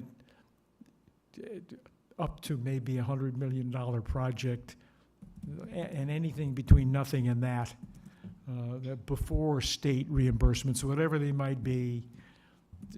But it's a big project. So, So just upgrading the schools in general? say again? Upgrading the buildings, is that what this project's about? No, it's for replacing GES and PES with a larger elementary school that would serve both. The Oh, two, so it's just the two building schools are Yeah. A new building. I think, well, that's what my understanding is. probably, don't know. But I mean, but that's, so it's about Oh, whether or not we should build a new A structure total rehab, versus rehabbing, or they don't know yet, just, that That whole that discussion. has not been articulated that way. okay, The buildings, something needs to be done. okay. They want community input as to what that something might be, period. Okay. And we're off and running. We'll keep you posted. Dan, I yes? want to mention that similar, oh, thank you, similar looks were taken in 2008 and 2017. So it's not new to be looking at what to do about Gainfield and Pomperaug. And I hope that the committee will go back and look at the data that was acquired then. I actually have the report on 2008 if you want to see it. We would be negligent if we didn't. Okay. Dan, SSA? Yeah, so 2 things I wanted, SSA, and one, I didn't have time to get on, like Tom had mentioned earlier. There was a grant for NVCOG that I want to talk about as well, that for composting. But SAA, we, Tom, myself, and Casey, we met with Geraldine. We're forming a little committee to look at the value of having a transport license for SAA and how that would affect the budgetary contribution for the town of Southbury. So Tom had reached out, and I was on the call to another town that actually has a transport license, and I think, Tom, you could probably say that they don't know if there was a lot of value added in having it, but we're still researching it and hopefully have an answer by September. Yeah, well, so we had a good conversation, and it's probably the only, according, from what Jerry and other people say, it's the only town that sort of like would fit our situation very well. Was Killingly and what was it? I don't know. Anyway, and we talked to the operating guy there about this. The only reason his non-transport works is because his hospital pays for it, more or less, right? So I don't think it would. What he was saying is that the primary reason it works for him is that the hospital basically pays for most of the things he does, and staffs and the hospital, does the credit checks and everything that needs to be done for the people that are using it, right? So he's got heavy reliance on the hospital to make it work financially, okay? Which I don't think we would get, right? So that was the one part. The part that did make a little bit of sense to me was, so he runs his non-transport and, what do they call it, non-emergency. and- Non-emergency transport. Non-emergency transport and emergency separately. But he just keeps them separate. But the advantage he gets out of it is he can cross employ, right? So that he's got a broader labor pool to use. Because, so that, so if something happens and somebody can't show up on the emergency side one day, he can kind of go into somebody he's employing on the non-emergency side and fill that gap. So that to me came out to be what I thought was the primary advantage. I think it's going to be challenging for us to make any money off of it. There are places in the state where it works great, and there seem to be places in the state where it may not work great. And I think your group is going to have to say, Yes. So we're still in the midst it works of, great here that- because, and it may not work here because. I wouldn't put too much into a one-off, because you're going to find the whole spectrum, and you don't want to be making your recommendation because you talk to two guys here and not three guys so there. we're in a committee, we're going to do a recommendation ultimately, but we've had one meaningful conversation so far. We will look forward to your continued work on the problem, as Dick Okay. Hill used to say. All right.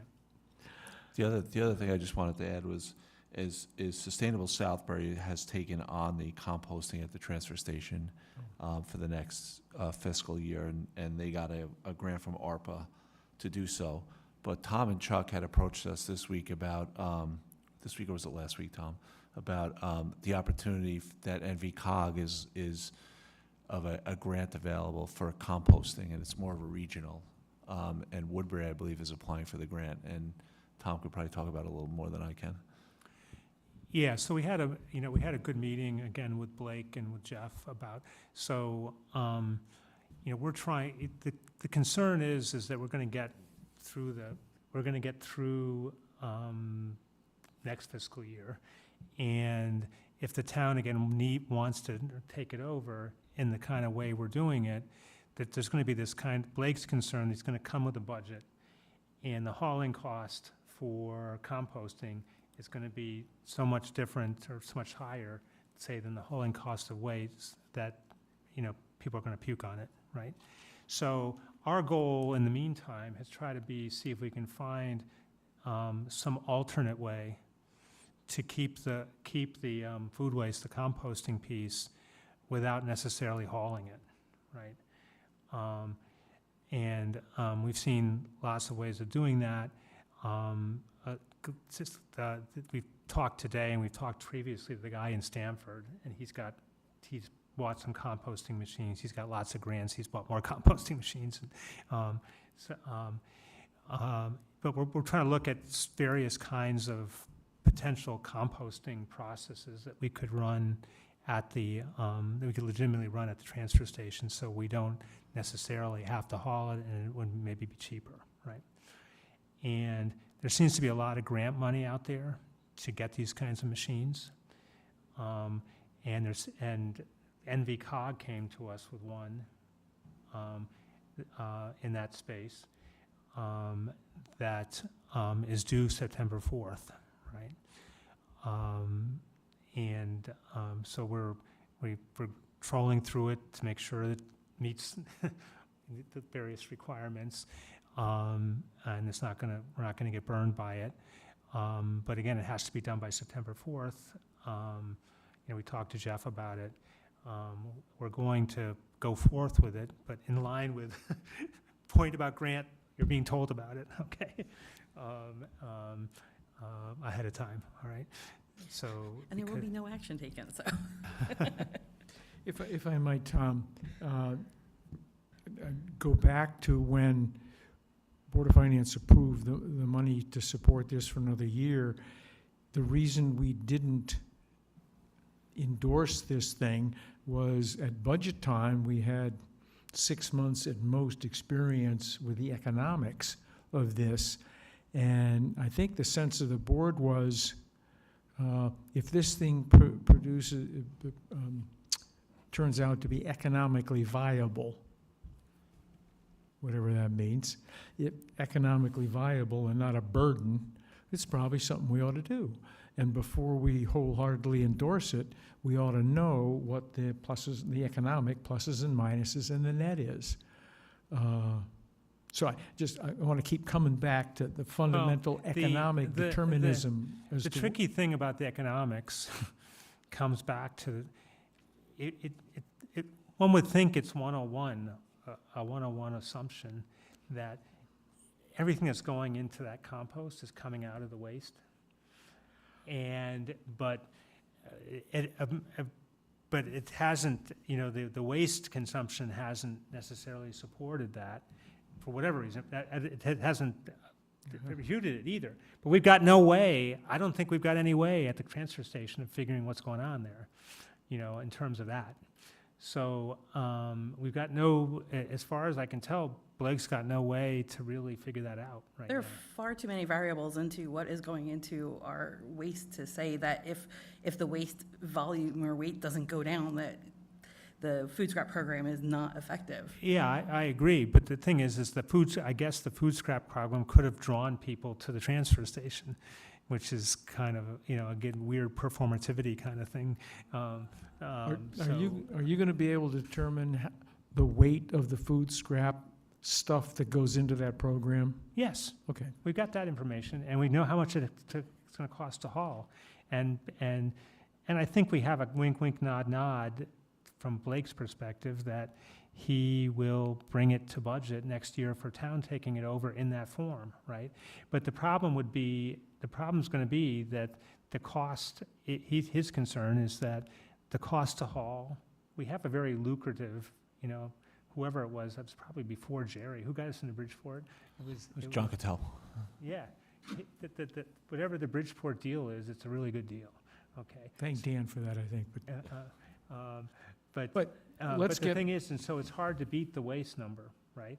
So if we come next year and say, and particularly if you can't make arguments about the waste coming out, it's probably going to cost more per ton to haul the food scraps than it's going to cost to haul the waste. And so that's probably a bottom line fact. So that the alternative that we talked a lot about is, well, can we get to a situation, which is happening in a lot of other towns, where you don't have to haul the food scraps at all? Tom, you don't have to sell it and analyze it Yeah. at this point.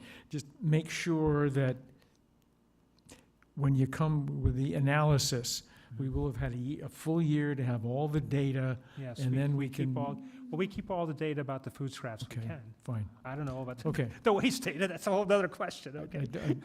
just want to make sure that we're looking at, in the end analysis, an economic analysis, Okay, based on assumptions that we can all agree are realistic, period. I know, but Okay. I might not be allowed to be in Blake's office anymore by the time we get there.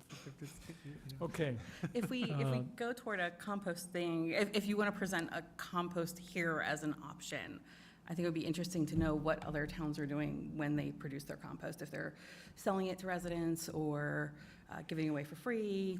Yes. I think No, that would we be know. good to know. Yeah. We certainly know what Stanford's doing, because that guy's really been helpful, but Stanford's not really a great comparison for us. But we know a lot of what a lot of other towns are doing. But there's a lot of different kinds of processes to do it. But the main point here is just that we want to apply for this grant. Yeah. And so it's got to be in by September 4th, so I'm telling you about it, okay? well, under the current rules, the Board of Finance is supposed to, the current rules, flawed as they are, we're supposed to approve the application before. I can't imagine any onerous provisions that might come in the paperwork. So maybe you're asking for us to approve the application of a grant for composting equipment? Is that what you're asking for? That's what I'm Yes, asking okay. for. So we have a motion to, do we know to who it's for and for how much, about? Well, it'll be anything from 75,000 to 400,000. It's a federal grant, so it has some kind of little nicky-nacky things, like we'd have to pay 25% ourselves, so it's not, and the other nicky-nacky thing that I've run into in talking to people is it might be BABA. Who? It might be, everything has to be made in America, okay? Made in and America is so- good. Well, I know, but maybe it's not good, necessarily the best thing. The for economics is- machines, you know, well- for the, so, like the guy in Stamford who's kind of been, he's all over this for a while now, his machines aren't BABA, so now he's trying to get a federal grant, and he's realizing he's got to maybe get different kinds of machines because they're not BABA, okay? But anyway. Let me ask this, before we vote, are you aware of any reason why the Board of Finance, any onerous conditions that, for the town or economics, that we might not approve this thing? The only thing I think is we got to pay 25%. We got to pay 25%. And you're looking at a grant of up to 100,000, it might cost us Up to 25. 400,000. Up to 400,000, it might cost us 100. Yes, but I doubt, my thought is it would be, we're not talking much more than, we're certainly not talking more than 200,000 on this, Call us or total? total, Total, so it might cost us 50. yes. Yeah, we received this afternoon the proposal of the grant from NVCOG. I'll forward it to everyone, so you can I'm take a sorry, look at it. say it again? We received the proposal from NVCOG about the grant, so I can forward it to everyone. It gives more of the specifics of what the grant has to cover. Okay. So knowing that we may be on the hook for up to 50 for the grant, you're making a motion that the Board of Finance approve the application for a $200,000 grant with a 25% match for composting through COG. Right, and you're still Right. going to get the option to say yes or no if we get Is, it. Right. is If we're there, chosen at all. is there a second? I'll second. Thank you, Kim. Any further discussion? Jack, Brian? If we don't vote, it's approved. Accurate. True. Okay. All right. Dan Point- didn't tell me that, I would have just said point- nothing. Point And taken. we still don't have, and you, whoever gets to decide, still doesn't have to accept it, even if we All- win. All those in favor? Aye. Aye. Aye. Opposed? Abstaining? So ordered. Okay, Dan, let's see, the financial report is a consent agenda item. Is there anything anyone would like to pull out of the treasurer's financial statements that you would like to specifically review? Just one question for Dan. Yep. One question for Dan. Dan, looking at revenue and expense at the end of May, we got 76 million in revenue and 69 or 70, giving us a $6.6 million net. Where do you expect, we don't know what's pending and so forth. Well, Where do you expect we're going to wind up the end of the year? 3.5 is going to come out of that 6, which is the final school payment, which was due June 5th. So that'll bring that down to 3. I would anticipate we're going to be close to what we had budgeted for the surplus for this year, which will be around 1.8. About 1.8? Yeah. Okay, thank you. And just for the rest of you, John and Dick Hill have been doing this forever. Dan goes through in March an exhaustive analysis that we look at when we look at our anticipated undesignated general fund, what's going in and out of it. There are huge numbers, net profit, and it just evaporates month after month after month till we get to the end. So the time to get to John's point is when Dan takes the budget line item by line item and says, here's where I think it's going to end up and why, both in revenues and disbursements. That's the time to do a deep dive on what you think year end is going to be. And then, Right, and this is our last view of it, really, before the real year end, right? okay. So 3 end-of-year transfers. The telephone line we drew over. We made the correction next year, so we shouldn't have an issue, but we drew it over this year. When we budgeted this year, we just carried forward the number from last year without any increases, and that was the issue. So the next year's budget has been fixed, so we So, yeah, shouldn't be We seeing shouldn't have this this. issue next year. Let's do all these as a group. We'll go through them one at a time, and then we'll approve them as a group, if you don't These are mind. just hiring. We have we hired a new assistant tax collector, and the rate was higher, so that's just the change in the salary. And then the part-time building official, which is under full-time other, if you notice, our permitting revenue has increased, so his hours have been utilized more this year. I talked to our building official, and he had said, yes, it was because we are issuing a lot more permits this year, and our revenue is reflecting that. And then the last one, there were 2 vehicles, 2 police vehicles to keep them on the road. 2 blew their transmission this year. So to get those both repaired, that was the cost of repairing them. How old were those cars? 2016. The problem is they run them a lot of mileage every year. And one of these is in the replacement plan for next year, so to keep it on the road. And then we'll take it back into town hall. Because we plan on a 10-year replacement, right? They are, yes.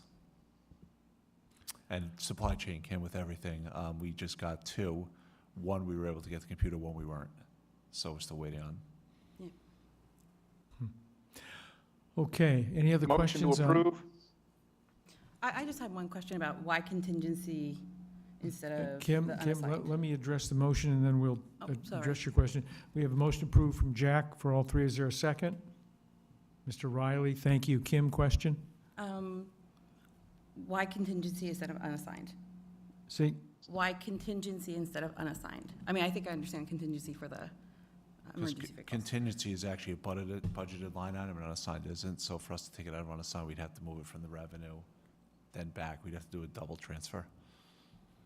Okay. we take increased expenses out of other expense line items or contingency, unless something strange is going on. It's up to him to figure that out.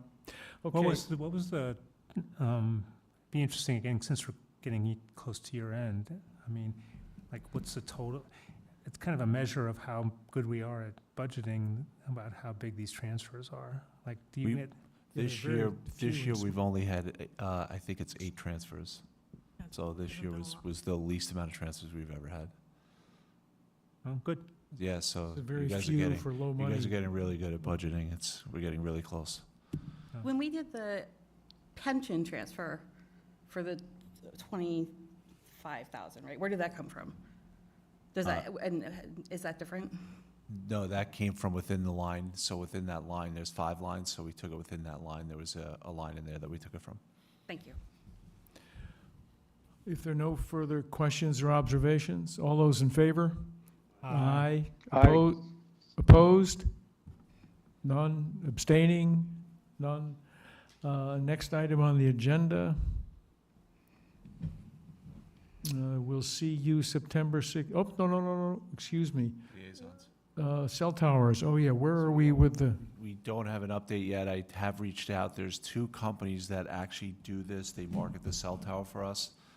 So I hope to have a meeting with them in the next month or so to market the tower up in the purchase. it would, I think our goal ought to be is determine what the potential revenue is so that we can put something in next year's budget, Yeah, absolutely. or at least earmark it, if Yep. not budget it, earmark it, because there's a lot of money Yeah. to come in, okay. Liaison reports, IPOC, Tom? I don't think we met, but we got something from, since we last met, but we got the May report from Chris Rollins, so it's about, right now, the pension at the end of May was about 10.3%. The library fund's about 10.1%, and the reserve fund's about 6.3%. So right now, and knock on wood, we got like 3 days left, or a week left, or so. We're looking pretty good for last year. And we have a 3-year smoothing for outstanding performance in the reserve fund analysis, so Yeah. it'd be nice to have great years, but Well, what's nice about the reserve fund is that, so it was probably, on our benchmark, it was probably 100 basis points better than STIF. yeah, it's fabulous. So The SPIF is fabulous. especially when Okay. STIF's doing very well these years, these days. Board of Education, Janet? Just a couple of things.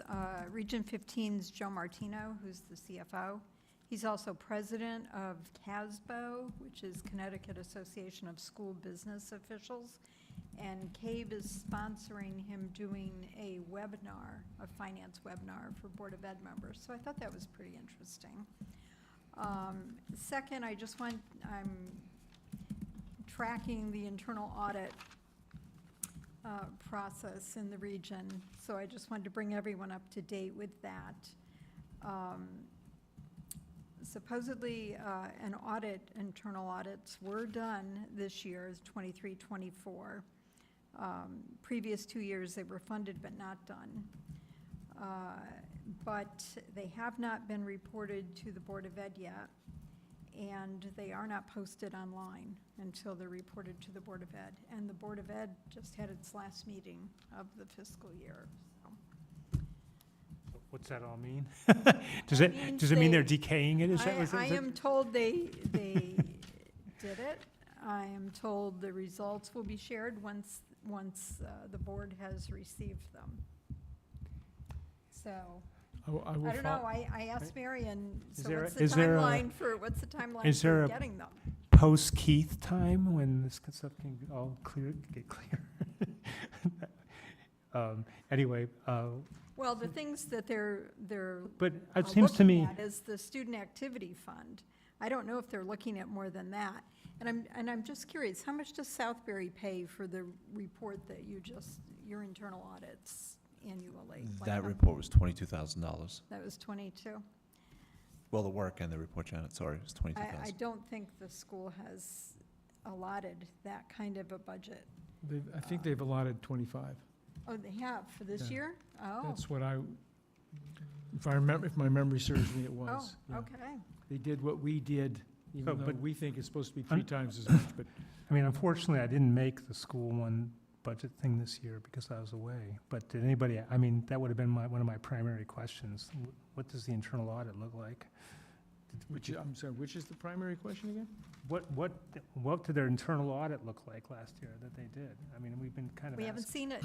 They haven't posted it. They haven't reported it to the board, but We will find out. they have done it, or it is being done. Okay, I I know. am having trouble getting an answer on that. I do know that for future planning, they do plan to look at their pension process, their repair bond spending, and their bidding process based on John's Well- recommendations. So they do have, I know their, plans I for know their when- pension process pretty well, and I think they're doing a good job on that, okay. So, but this internal audit thing, I feel like we've asked for it for many years, haven't we? well, we have. They hired Bloom Shapiro in March of '22. So it was funded that year, they didn't do it. It was funded the next year, '22-23, not done. And now funded this year. So this is the third year it's been funded, and this is the first year it's been done. All right. I'll get back to you. I I'll think- talk to the chairman about that. I actually Yes. think they have a draft report. I think the Board of Ed is looking at it. I think the report is in draft right now, the internal audit report. Okay. Yeah, their board should get it before it comes out. We're just going to, what's the process? I get it. I just want to see it in But- I want to see it in my lifetime. Unless they have a special meeting this summer, they won't get it until the fall, because they've had their last meeting of the All year. Insurance Working Group. John, you and I have nothing, insurance going's fine? There's Yeah, nothing so to- far so Nothing good. to report. Roads and bridges. Jack, anything for us? I think Jack went for a drink. The only thing I could say is River Road is on schedule. I think July 15th is the date that we're going to try and open one-way local traffic. So far, they're doing a good job over there. You know, Public Works guys have been out there every day, so Does it Looks look like one or two way? Do we it's know going to be yet? one-way One way? initially. Yeah, until the engineers get out there and really review it, but one-way local traffic. And he's on time, pretty much, On for July time, 1st? on time, and we'll probably be right at either the 600 or a little below that was allocated, so. Within budget, that's good to know. RUPAC, no meeting. Strategic planning, John, anything, nothing, quiescent, okay? Can I ask a question about the strategic plan?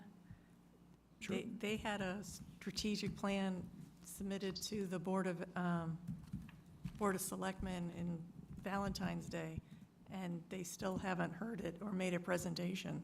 any particular reason why the Board of Selectmen are not reviewing the strategic plan that was written up?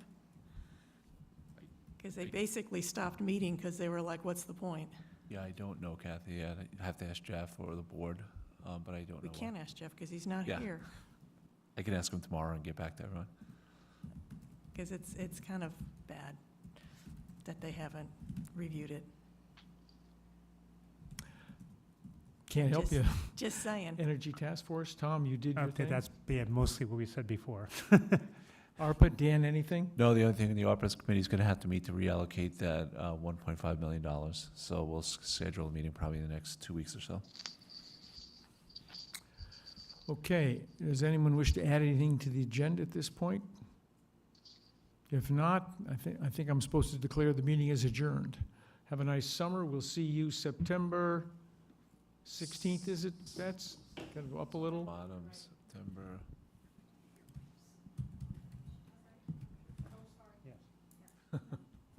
Something like that. Okay, September September 16th. 16th. Right there. Thank you. Okay. We'll see you all then, guys. Have a Take good care. summer. Take care.